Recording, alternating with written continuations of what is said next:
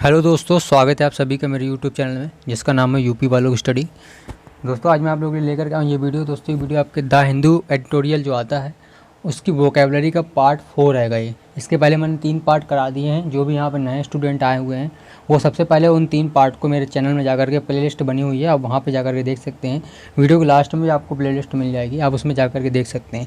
पहले आप उन 3 पार्ट को देखिए, फिर आप इस पार्ट को देखिएगा तो आपको बहुत अच्छे से समझ में आएगा और याद बिल्कुल हो जाएगा। आपको याद आपको नहीं करना, याद कराने की गारंटी मेरी है। मैंने जैसे कि बोल रखा पहले से भी, आपको कुछ याद नहीं करना, आपको वीडियो में बस सिर्फ सुनना है कान लगा करके। अगर आपने उन 3 वीडियो को जिनने भी देखा है तो उन चौथी वीडियो जो है, आज ये चौथा पार्ट है, सबको बहुत अच्छे से समझ में आएगा। ठीक है दोस्तों, तो जितने भी अभी IBPS मेंस के एग्ज़ाम होने वाले हैं, IBPS मेंस के एग्ज़ाम जो भी होने वाले हैं, चाहे वो RRB मेंस हो, चाहे IBPS PO मेंस हो, क्लर्क मेंस हो, सबके लिए मोस्ट इंपॉर्टेंट वोकेबलरी है जो अक्सर पूछी जाती हैं, हर साल पूछी जाती हैं एग्ज़ाम में। वही वोकेबलरी दोस्तों मैं लेकर के आया हूँ सेशन में। तो चलिए हम लोग शुरुआत करते हैं। आज इस सेशन की चौथा सेशन है हम लोग का, यानी कि 4 पार्ट है सेशन का वोकेबलरी का। और ये दोस्तों सबसे पहले हम लोग यहाँ पे मोटिवेशनल कोट के साथ इसकी शुरुआत करेंगे। तो जैसे कि आप देख सकते हैं स्क्रीन पर लिखा हुआ है, अपनी ज़िंदगी से कभी नाराज़ मत होना, क्या पता आप जैसी ज़िंदगी दूसरे लोगों का सपना हो। तो दोस्तों बहुत से लोग ऐसे होते हैं जो लोग अपने मतलब लाइफ को लेकर के बार बार बोलते रहते हैं कि यार मेरी ज़िंदगी में इतनी परेशानियां हैं, ऐसा है वैसा है, बिल्कुल मतलब मुझे ये नहीं, मेरे पास वो नहीं है। तो बहुत से लोग ऐसे भी हैं इस दुनिया में कि जिनके पास वो जो चीज़ें आपके पास है उनके पास वो भी नहीं है। तो वो तो आप उनसे कहीं ज़्यादा खुशनसीब हैं। तो इसलिए उन लोगों को कम से कम आप लोग उन लोगों को सोच करके मतलब आप मोटिवेट रह सकते हैं कि हमारे पास जो है उनके पास तो वो भी नहीं है जो हमारी जैसी ज़िंदगी चाहते हैं। तो इसी तरीके से हम लोग अपने आप को मोटिवेट रख सकते हैं और इसी मोटिवेशन के साथ हम लोग अपने सेशन की शुरुआत आज करने वाले हैं। तो चलिए हम लोग आगे चलते हैं अपने सेशन की ओर और पहला क्या वर्ड है उसको देख लेते हैं। ठीक है, तो दोस्तों देखिए पहला वर्ड आपके सामने स्क्रीन में देख सकते हैं आप। जैसे कि मैंने इसके पहले सारे जितने भी सेशन कराए हुए हैं तीनों, उनमें हम लोगों ने सिनोनिम ही किए थे, तो सबके हम लोग सिनोनिम ही करेंगे। तो सिनोनिम करेंगे जितने भी हैं, और सिनोनिम अगर हमें सारे वर्ड की मीनिंग पता होगी तो हमारे सामने चाहे सिनोनिम आए चाहे एंटोनिम आए, हम लोग एज़ यूजुअल जैसे कि मैंने पहले भी कहा था तो हम लोग इसको कर लेंगे। ठीक है, तो पहला वर्ड आपके सामने फ्यूरोर है। फ्यूरोर का मतलब क्या होता है? फ्यूरोर का मतलब दोस्तों क्या होता है? फ्यूरोर का मतलब होता है दोस्तों बहुत ज़्यादा कोई गुस्सा वाले व्यक्ति है और जो मतलब बिल्कुल गुस्से में हंगामा तोड़फोड़ करने वाला है, ऐसा व्यक्ति, गुस्से वाला व्यक्ति, उसे बोलते हैं हम लोग फ्यूरोर। मतलब बहुत ज़्यादा गुस्सा, आक्रामक क्रोध, उस क्रोध को बोलते हैं दोस्तों हम लोग फ्यूरोर। ठीक है, और पहला ऑप्शन हम लोग देख लेते हैं इसका आंसर क्या होगा। पहला ऑप्शन आपके सामने लिखा हुआ देख सकते हैं जैसे कि आप। तो पहला ऑप्शन है आपके सामने प्रोग्नोस्टिकेशन। प्रोग्नोस्टिकेशन दोस्तों मैंने 2-3 सेशन जो भी इसके पहले लिए हैं उसमें हमने कई बार कवर किया है ये वर्ड। तो दोस्तों इसका मतलब क्या होता है? प्रोग्नोस्टिकेशन का मतलब होता है दोस्तों पूर्वानुमान करना, यानी भविष्य में क्या होने वाला है इसका पहले से अनुमान लगा लेना, इसको बोलते हैं हम लोग प्रोग्नोस्टिकेशन। ठीक है दोस्तों, उम्मीद आपको याद हो गया होगा ये वाला वर्ड, क्योंकि हम लोग इसको 2-3 बार कवर कर चुके हैं। फिर भी पर हम लोग बार बार मल्टीपल टाइम रिविज़न करेंगे, याद हम लोग को होके ही रहेगा। बस आप सेशन में जुड़े रहिए, आपको कोई वर्ड याद नहीं करना, सारे वर्ड मैं आपको याद करा दूंगा। ऑप्शन सेकंड दोस्तों क्या है? बी ऑप्शन में दिया हुआ कंटेम्प्ट। कंटेम्प्ट का मतलब होता है दोस्तों निंदा करना, किसी की बुराई करना, किसी की निंदा करना, उसे बोलते हैं हम लोग कंटेम्प्ट। तो उम्मीद है दोस्तों ये वर्ड भी आपको याद हो गया होगा। ऑप्शन सी में क्या लिखा हुआ है? इंक्लाइंड।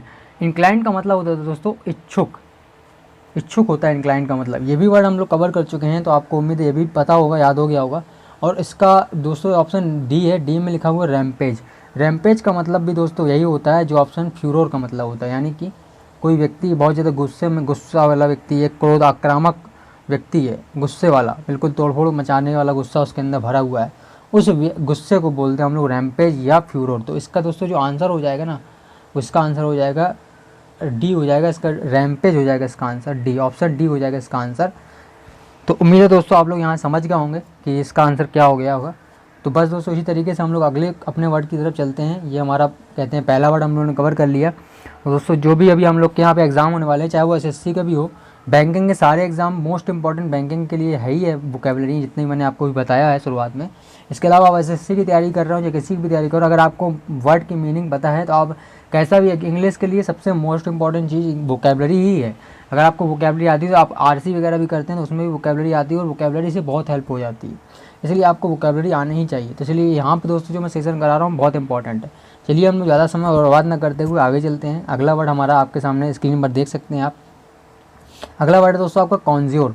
कॉन्ज्योर का मतलब क्या होता है? कॉन्ज्योर का मतलब होता है दोस्तों यहाँ पे किसी चीज़ में मतलब कि कोई प्रार्थना करना किसी से, मतलब किसी से विनती करके कोई काम करवा लेना, उस मतलब पूरे एक्शन को बोलते हैं हम लोग कॉन्ज्योर। ठीक है दोस्तों, तो ऑप्शन ए में दिया हुआ है सीक। सीक का मतलब होता है खोजना। हम लोग ये वर्ड पहले भी कवर कर चुके हैं, पहले भी मैंने आपको बताया था ये वर्ड। सीक का मतलब होता है खोजना। ऑप्शन बी लिखा हुआ है प्यूराइल। प्यूराइल का मतलब होता है बचकाना। बचकाना हरकतें बहुत से लोग करते हैं, उस बचकानापन को, उस बचकाना हरकतों को, उसे हम लोग बोलते हैं प्यूराइल। ठीक है, प्यूराइल हो गया। अगला आपके सामने दोस्तों दिया हुआ है इम्प्लोर। इम्प्लोर का मतलब भी दोस्तों यही होता है जो कॉन्ज्योर का मतलब होता है। मतलब इम्प्लोर का मतलब होता है किसी से विनती करके कोई काम करवा लेना, रिक्वेस्ट करना, किसी से प्रार्थना करना कि भैया मेरा ये काम कर दो, प्लीज़ मेरा ये काम कर दो। इस तरह से प्रार्थना करना, जो विनती करना, इस विनती और प्रार्थना को जो हम लोग इम्प्लोर बोलते हैं, इसी को हम लोग कॉन्ज्योर बोलते हैं। तो उम्मीद आप समझ गए होंगे कॉन्ज्योर का मतलब क्या होता है। इन्वेजन का मतलब क्या होता है। इन्वेजन का मतलब दोस्तों होता है आक्रमण। इन्वेजन का मतलब दोस्तों होता है आक्रमण। तो उम्मीद आप यहाँ पे समझ गए होंगे इनका क्या मतलब होता है। तो इसका जो दोस्तों आंसर हो जाएगा ना, इसका आंसर तो जो हो जाएगा आपका सी, ऑप्शन सी हो जाएगा इसका आंसर। ठीक है, इसका तो हम लोग एक बार और फिर से पूरा रिपीट कर लेते हैं एक बार। कॉन्ज्योर का मतलब हो गया दोस्तों किसी से विनती करना, उसको बोलते हैं कॉन्ज्योर। ठीक है, सीक का मतलब खोजना, प्यूराइल का मतलब बचकाना, इम्प्लोर का मतलब भी होता है आपका विनती करना, इन्वेजन का मतलब आक्रमण। उम्मीद है दोस्तों ये पांचों वर्ड जो भी आपके सामने स्क्रीन में लिखे हुए हैं ये आपको याद हो गए होंगे। और इसके पहले भी हम लोगों ने जो वर्ड पिछले भी हैं हम लोगों ने पिछले कवर किए तो कई सेशन में लगातार हम लोग इस तरीके से रिपीट करते रहेंगे और मल्टीपल टाइम रिवीजन करते रहेंगे। अगले वर्ड की ओर चलते हैं हम लोग। आपका नेक्स्ट वर्ड ये दोस्तों आपके स्क्रीन में देख सकते हैं आप। अगला वर्ड आपके सामने है दोस्तों। उसका मतलब क्या होता है, रीवैम्प। रीवैम्प का मतलब क्या होता है। रीवैम्प का मतलब दोस्तों, रीवैम्प का मतलब होता है किसी चीज़ को सुधारना। सुधारना का मतलब यानी किसी चीज़ कोई ख़राब चीज़ है उसमें मतलब बदलाव करना, कुछ चेंज कर लेना, कुछ नया करना, उसको उस बदलाव नए चेंज करने को उसको मतलब करके उसको सुधार देना, उस चीज़ किसी चीज़ को सुधार देना, उसको बोलते हैं हम लोग रीवैम्प। तो यहाँ पे आपको समझ में आ गया होगा कि रीवैम्प का मतलब होता है सुधारना। अब आपके सामने अगला पहला वर्ड दिया हुआ है रेनोवेट। रेनोवेट का मतलब भी दोस्तों होता है सुधारना। रेनोवेट का मतलब भी होता है सुधारना। ऑप्शन बी है वैंक्विश। वैंक्विश का मतलब होता है दोस्तों जीतना, किसी चीज़ में विजय प्राप्त करना, उसे बोलते हैं वैंक्विश। हम लोग पहले भी कवर कर चुके हैं, जैसा कि आप लोगों को देख करके जो लोग भी ये सेशन देख चुके हैं उन लोगों को याद आ रहा होगा। अगर आपको याद आ रहा है इनके जो भी ऑप्शन में वर्ड दिए हुए हैं, अगर आपको इनकी मीनिंग याद आ रही है तो आप लोग दोस्तों बिल्कुल यानी कि याद कर पा रहे हो, आपको याद हो रहे हैं वर्ड और आप बिल्कुल सही डायरेक्शन में हैं। वैंक्विश का मतलब होता है जीतना, विजय प्राप्त करना। ठीक है दोस्तों, उम्मीद है आपको समझ में आया होगा। दोस्तों अगला वर्ड आपका है ऑप्शन सी जो कि दिया हुआ है सकम। सकम्ब का मतलब क्या होता है। सकम्ब का दोस्तों मतलब होता है यहाँ पे बेसिकली सकम्ब का मतलब आपका होता है किसी चीज़ को मतलब सरेंडर कर देना। जैसे कि मैंने आपको पहले भी बताया हुआ, ये वर्ड हम लोग कवर कर चुके हैं। सकम्ब का मतलब होता है सरेंडर कर देना, यानी कि किसी सामने झुक देना, हार मान लेना, घुटने टेक देना, उसको बोलते हैं सकम्ब। तो सकम्ब का मतलब हार मान लेना एक प्रकार से, या सर झुका देना, उसको बोलते हैं सकम्ब। ठीक है, और ऑप्शन डी दिया हुआ वैगेरीज। वैगेरीज का मतलब होता है दोस्तों बदलाव, चेंजेस, मतलब किसी चीज़ में बदलाव हुए हैं, कोई चेंजेस हुए हैं, उस बदलाव को बोलते हैं वैगेरीज। ठीक है दोस्तों, तो इसका दोस्तों जो आंसर आपका हो जाएगा वो ऑप्शन ए हो जाएगा। ए आंसर इसका हो जाएगा, ऑप्शन ए इसका आंसर हो जाएगा। तो हम लोग फिर से एक बार पूरा ऊपर से नीचे तक रिवीजन कर लेते हैं पूरे वर्ड का। रीवैम्प का मतलब क्या होता है दोस्तों, किसी चीज़ में सुधारना किसी चीज़ को। और रेनोवेट का मतलब भी होता है वही सुधारना। रीवैम्प का मतलब सुधारना, रेनोवेट का मतलब भी सुधारना। ऑप्शन बी में दिया हुआ वैंक्विश। वैंक्विश का मतलब होता है विजय प्राप्त करना। ऑप्शन सी है सकम्ब। सकम्ब का मतलब क्या होता है आपको दोस्तों, सरेंडर करना, यानी कि हार मान लेना, घुटने टेक देना। ऑप्शन डी दिया हुआ आपका वैगेरीज। वैगेरीज का मतलब होता है बदलाव। वैगेरीज का मतलब बदलाव। तो उम्मीद है आपको दोस्तों ये वर्ड याद हो गए होंगे। आगे चलते हैं हम लोग अगले अपने वर्ड की ओर। अगला वर्ड हम लोग देख लेते हैं। अगला वर्ड दोस्तों आपके सामने है स्क्रीन में, आप देख सकते हैं। अगला वर्ड दोस्तों क्लमजी। क्लमजी का मतलब क्या होता है। क्लमजी का मतलब दोस्तों होता है भद्दा।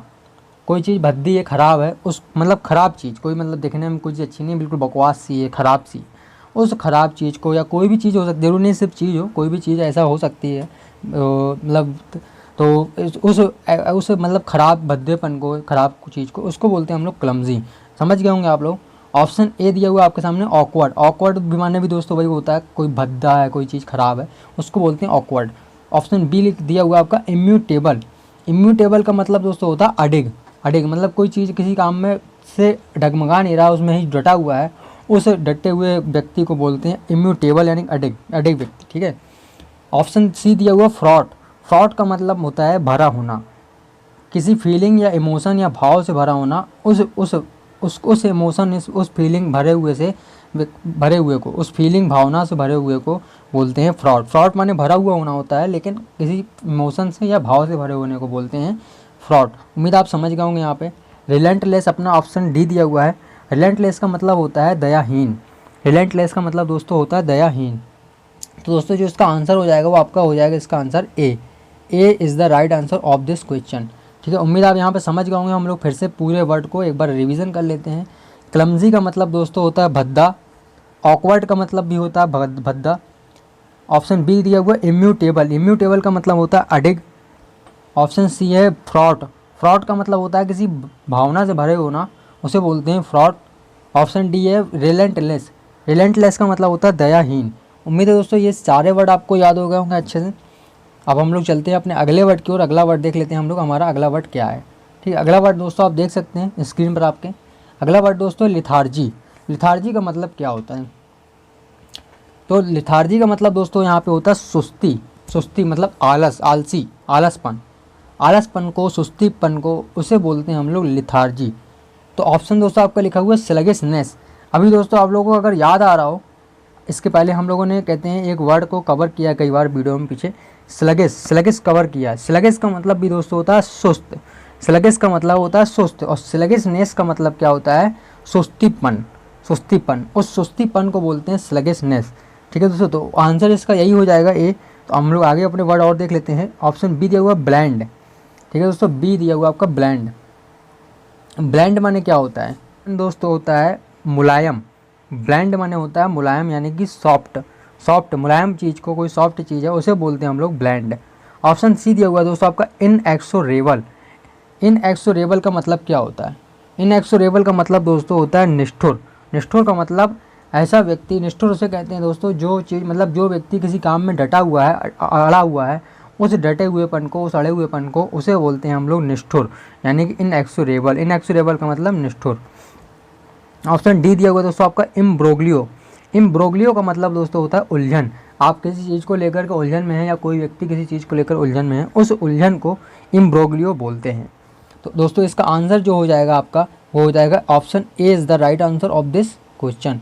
तो अब उम्मीद है दोस्तों आप समझ गए होंगे इसका। तो हम लोग फिर से एक बार इसको पूरे वर्ड्स को एक बार देख लेते हैं। लिथार्जी माने क्या होता है? लिथार्जी माने होता है सुस्तीपन, मतलब बिल्कुल आलसपन, सुस्तीपन। उस लिथार्जी माने सुस्ती। ऑप्शन ए दिया हुआ आपके सामने स्लगिशनेस। स्लगिशनेस का भी मतलब होता है सुस्तीपन। ऑप्शन बी दिया हुआ ब्लैंड। ब्लैंड का मतलब मुलायम। ऑप्शन सी है इनएक्सोरेबल। इनएक्सोरेबल का मतलब निष्ठुर। ऑप्शन डी है इम्ब्रोग्लियो। इम्ब्रोग्लियो का मतलब होता है उलझन। तो उम्मीद है दोस्तों ये पांचों वर्ड मैंने आपके सामने जो लाया और इसके सुनोने हम लोग ने यहाँ पे कवर किए, और सारे वर्ड का भी रिवीजन कर लिया। तो आपको यहाँ तक सब कुछ अच्छे से याद हो गया होगा, उम्मीद है। तो अगर दोस्तों आपको ये सेशन पसंद आ रहा है दोस्तों, और इस तरीके से आपको वर्ड याद हो रहे हैं, तो इसको अपने दोस्तों, अपने परिवार के साथ शेयर जरूर कीजिए, ताकि उनकी भी हेल्प हो सके। और जितने भी IPPS मेंस के और RRB मेंस जो भी होने वाले हैं, चाहे वो क्लर्क हो, चाहे वो PO हो, और कोई भी जो आने वाले एग्जाम है दोस्तों, उसके लिए बेहद इंपॉर्टेंट यहाँ पे वोकैबलरी है ये। और जो मोस्ट इंपॉर्टेंट वोकैबलरी जो अक्सर एग्जाम में पूछी जाती हैं, वही वोकैबलरी मैं यहाँ पे लेकर आया हूँ, वही सेशन ये चल रहा है। बहुत अच्छे से आपको याद हो रहा होगा, उम्मीद है। आप कमेंट बॉक्स में जरूर बताइएगा आपको याद हो रहा है कि नहीं हो रहा है दोस्तों। और जो भी आपकी राय है इस वीडियो को लेकर के, आप कमेंट बॉक्स में जरूर बताइएगा। इसको शेयर कीजिएगा अपने दोस्तों के साथ, अपने परिवार में, फैमिली के साथ शेयर कीजिएगा, और लाइक ज़रूर कीजिएगा अगर पसंद आई हो वीडियो। और दोस्तों फिर चलिए हम लोग मिलते हैं अपने फिर अगले वीडियो में, अगले पार्ट 5 में मिलेंगे हम लोग अगले सेशन में। तब तक के लिए नमस्कार, अपना ख्याल रखें, बाय बाय।